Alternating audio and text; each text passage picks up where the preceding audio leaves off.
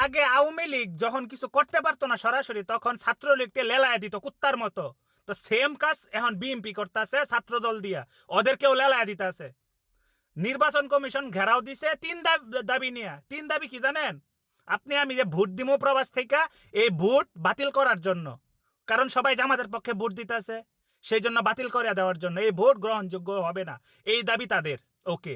দ্বিতীয় হচ্ছে শাহজালাল লাস্ট শুধু বাকি, শাহজালাল ইউনিভার্সিটিতে নির্বাচন, কারণ তারা ডাকসু রাকসু সব কিছুতে তারা হারছে। ঢাকা বিশ্ববিদ্যালয়, চট্টগ্রাম, সিলেট, রাজশাহী সব জায়গা থেকে হারছে, শিবির জয় হয়েছে।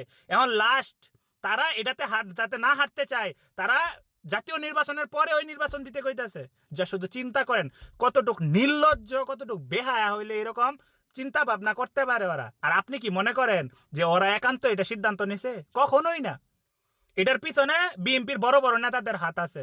সালাউদ্দিন তো কই দিছে ডাইরেক্ট যে প্রবাসীদের ব্যালেটের ভোট, তাদের নির্বাচনে ভোটের মধ্যে ফেলবো, প্রভাব ফেলবো, মানে সমস্যা করব, সেই জন্য বাতিল করতে কইছে। কি ভাই এ করে দিয়ে আপনি কি যেটি সাপোর্ট করে মূলত, এটিকে আসলে মানুষ কিনা আমার মাঝে মধ্যে প্রশ্ন জাগে ভাই, বুঝছেন? আপনাদের মনে প্রশ্ন জাগে কিনা যায় না, কিন্তু আমার মনে জাগে যেটি এইসব বিএনপি করে, এইসব দেখার পরে চুপ থাকে ওদের দল, এখনো দল করতেছে স্টিল নাও। এটা কি আসলে মানুষ, নাকি এদের বুদ্ধি বিবেক সব নাই?